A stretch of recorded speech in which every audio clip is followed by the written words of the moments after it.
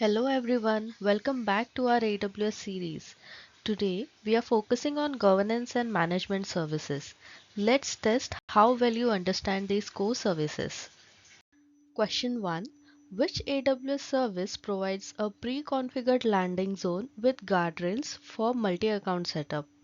A. AWS Organizations, B. AWS Control Tower, C. AWS Config, or D. AWS Service Catalog. The correct option is B. AWS Control Tower. Question 2. Which AWS feature in Control Tower provides mandatory or strongly recommended governance rules? A. Service Catalog, B. Guardrails, C. SCPs, or D. Config rules.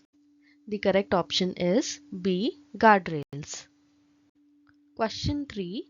Which AWS service is used under the hood by Control Tower to manage multi-account structure? A. AWS Config, B. AWS Organizations, C. AWS IAM, or D. AWS CloudFormation. The answer is B. AWS Organizations. Question 4. Which AWS service is used by Control Tower to enforce configuration compliance across accounts? A. AWS Config, B. AWS Inspector, C. AWS Guard Duty, or D. AWS CloudTrail. The correct option is A. AWS Config.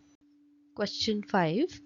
Which AWS organizations feature restricts member accounts from using specific AWS services?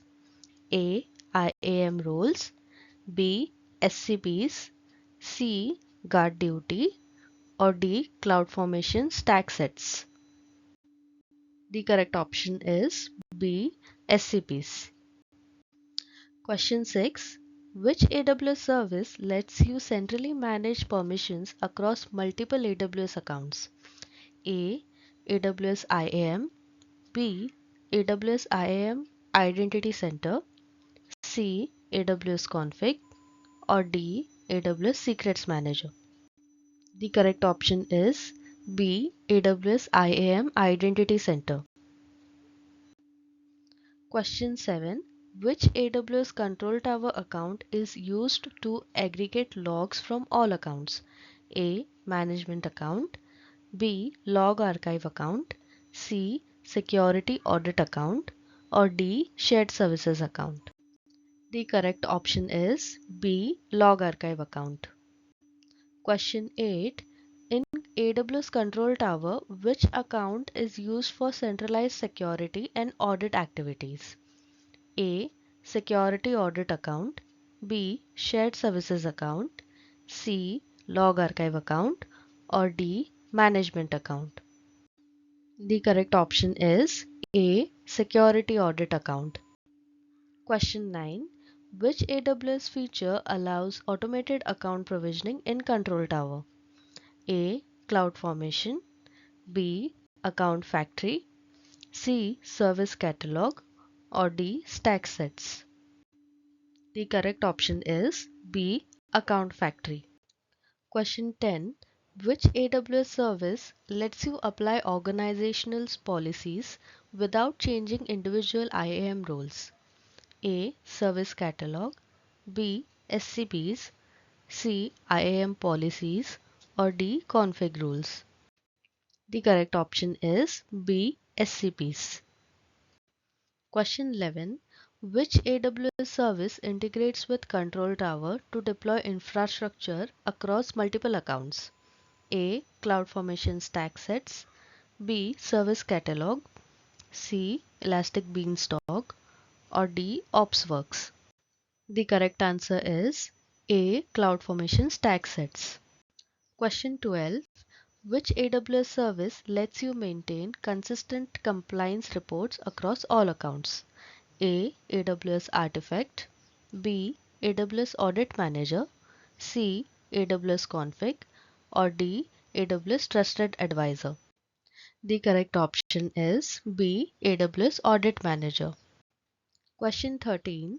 Which AWS service is recommended for central budget alerts across multiple accounts? A. AWS cost anomaly detection, B. AWS budgets, C. AWS pricing calculator, or D. cost explorer. The correct option is B. AWS budgets. Question 14. Which AWS service lets you enforce encryption of all S3 buckets across your AWS organization? A. AWS config, B. AWS inspector, C. AWS Macie, or D. AWS shield. The correct option is A. AWS config. Question 15. Which AWS feature allows Control Tower to extend governance into accounts created outside of it? A. Landing zone extension, B. SCPs, C. Service catalog, or D. Audit manager. The correct option is A. Landing zone extension. That's it for day 8. How many of these governance focused questions did you get right? Share your score in the comments and don't forget to like, share and subscribe for more AWS challenge quizzes.